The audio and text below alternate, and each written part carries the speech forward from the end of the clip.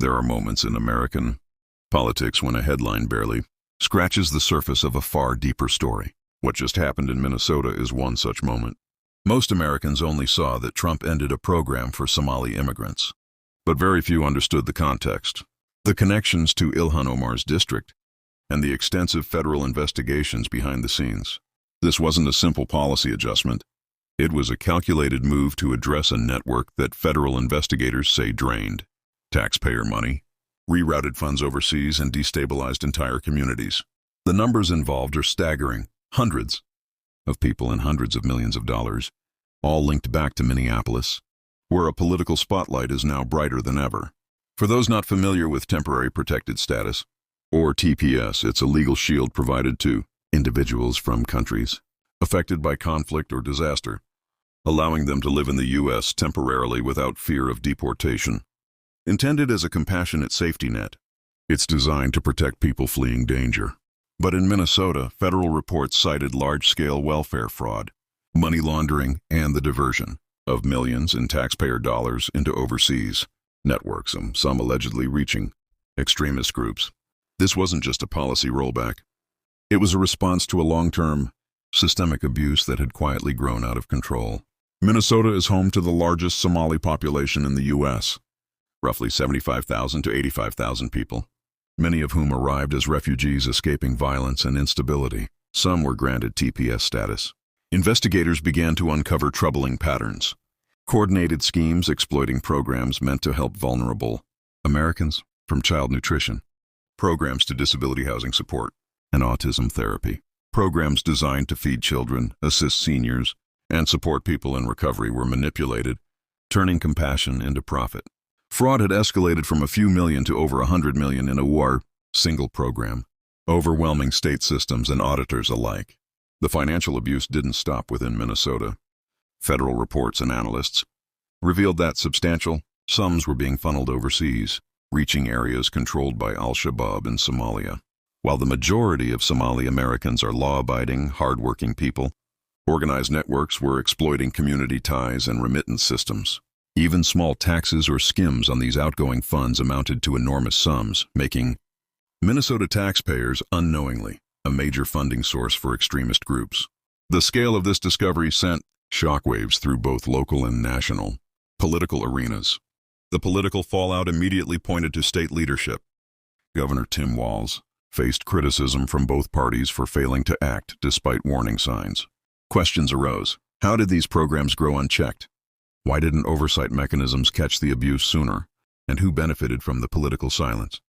From a taxpayer's perspective, it was infuriating.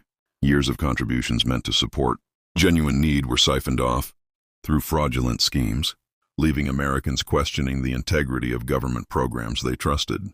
Ilhan Omar's district became the political epicenter of the controversy. While there's no evidence of her personal involvement, the networks under investigation were largely located in her congressional district. Individuals connected to the fraud had interacted with her campaign or community organizations she supported, even past videos promoting community businesses, such as her 2021 Safari restaurant promotion, became politically sensitive. As some of these locations were later implicated in fraudulent activity, the optics alone were damaging, regardless of actual culpability. Trump's announcement didn't just end a program on paper. It directly affected between 700 and 1,000 Somali TPS holders, many of whom had been living in Minnesota for over a decade. Families, jobs, and lives were suddenly thrown into uncertainty. Community leaders decried the federal move as unfairly punishing an entire population for the actions of a few. Activists warned of destabilized neighborhoods, broken families, and disrupted livelihoods. Emotions ran high, and Minneapolis became a flashpoint for national debate on policy, politics, and justice. Beyond politics, this is a story of systems and accountability. Federal investigations revealed how vulnerable programs could be, hijacked by organized fraud, draining resources intended for Americans in need. For seniors and taxpayers, it felt like history repeating itself. Programs once manageable, transparent, and accountable had expanded, become more complex, and were increasingly susceptible to abuse. Minnesota became a case study in what happens when oversight fails at scale. With investigations exposing broader patterns, attention naturally shifted to Omar's district. Critics questioned her leadership, wondering why a representative overseeing an area with such significant program misuse didn't intervene. Supporters countered that the problem predated her tenure and that she had no personal involvement. Politics, however, often measures responsibility by perception as much as by fact. Leadership isn't just about direct action. It's also about awareness and accountability for what happens in your district. The Minnesota case also highlights national implications. Trump's decision sent a message. If state programs fail to manage fraud and taxpayer dollars are misused, federal intervention will occur. Other states with large TPS populations took notice. Tighter audits, new restrictions, and federal oversight may become more common. For Omar, political pressure intensified, both from within her district and nationally.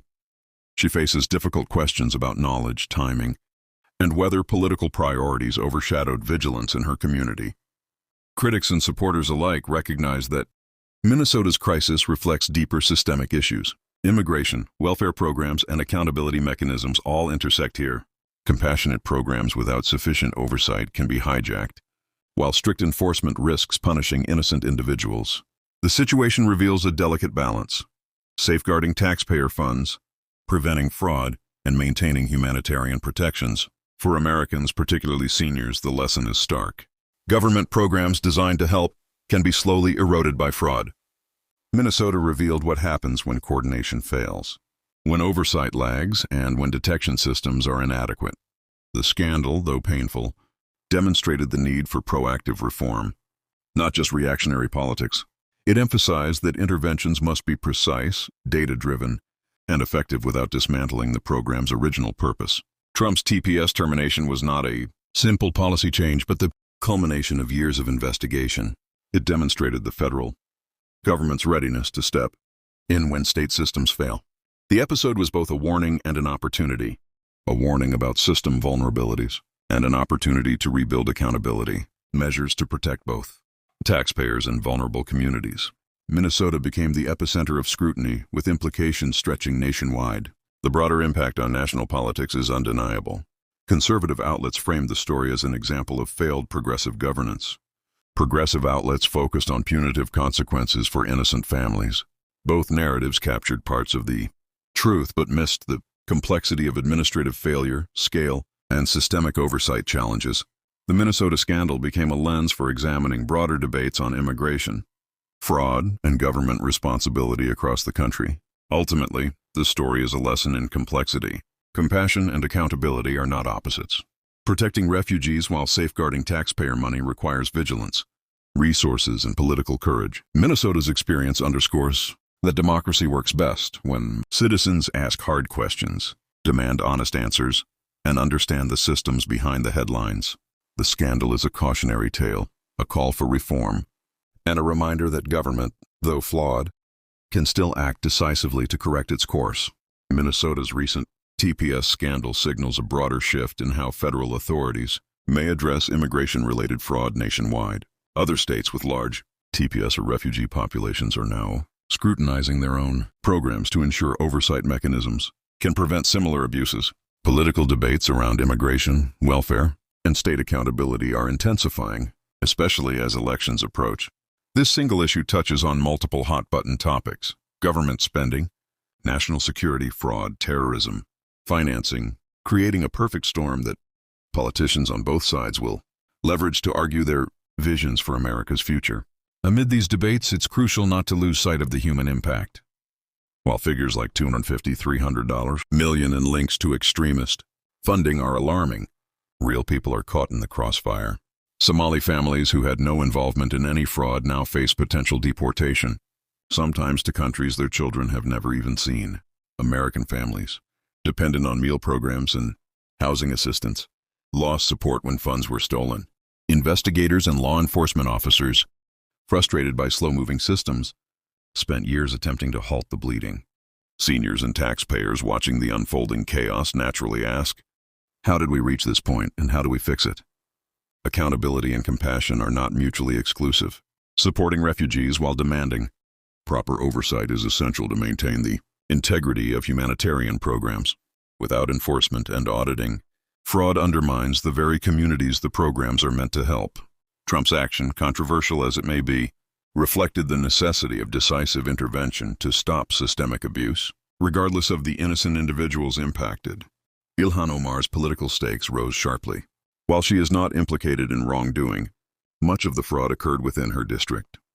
Critics argue she should have been a proactive watchdog, while supporters insist she is unfairly held accountable for systemic issues predating her tenure. The reality likely falls somewhere in between. Leadership involves responsibility for the well-being of constituents and oversight of local systems, even when problems originate outside one's direct control. Media framing further complicated the narrative.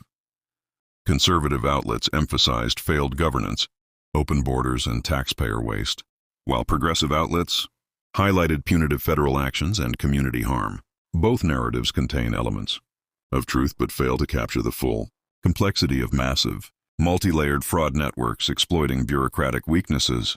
Minnesota serves as a microcosm for these broader systemic challenges, illustrating how compassionate programs can be vulnerable without proper safeguards. The investigation uncovered coordinated schemes across multiple programs, including fake meal invoices, phantom therapy sessions, and inflated housing claims. Some programs escalated from a few $1 million to over $100 million annually. Oversight mechanisms were overwhelmed. Auditors fell behind, and warning signs were ignored. Funds were diverted overseas, reaching regions controlled by extremist groups. While the majority of the Somali community is innocent and law-abiding, organized networks exploited community and remittance systems, magnifying the stakes and urgency of intervention. This systemic failure reflects challenges inherent in managing sprawling government programs. Compassionate intent collided with inadequate monitoring, allowing coordinated networks to exploit vulnerabilities over time. Minnesota's experience demonstrates that unchecked fraud erodes public trust, drains essential resources, and risks destabilizing both local and national interests. For seniors and taxpayers, it's a stark reminder of the need for vigilance and accountability. Trump's action set a precedent. Federal intervention occurs when state oversight fails, regardless of political sensitivities. Minnesota now faces intense scrutiny, audits, and possible federal oversight. Welfare programs nationwide may undergo similar evaluations to prevent comparable fraud. The political landscape, particularly for Omar, shifted significantly. Questions of knowledge, timing, and leadership responsibility became central to public discussion and political strategy. Addressing these issues requires balancing compassion with enforcement. Simplistic solutions, closing borders or ignoring fraud, fail to resolve the underlying problem. The reality is nuanced. Most immigrants are law-abiding individuals seeking safety, while organized fraud networks exist within the system. Sustaining effective, compassionate programs demands robust oversight, cross-agency coordination, technological solutions, and accountability measures that protect both the vulnerable and taxpayers. Ultimately, Minnesota's case is a cautionary tale about the complexity of modern governance. Citizens must remain informed, engaged, and willing to ask difficult questions. Democracy functions best when people demand accountability while recognizing the challenges of managing massive, multi-layered systems. The federal response, though controversial, underscores the potential for corrective action. Minnesota serves as both a warning and a blueprint. Reforms are urgently needed, but systems can still function when decisive action aligns with thoughtful oversight.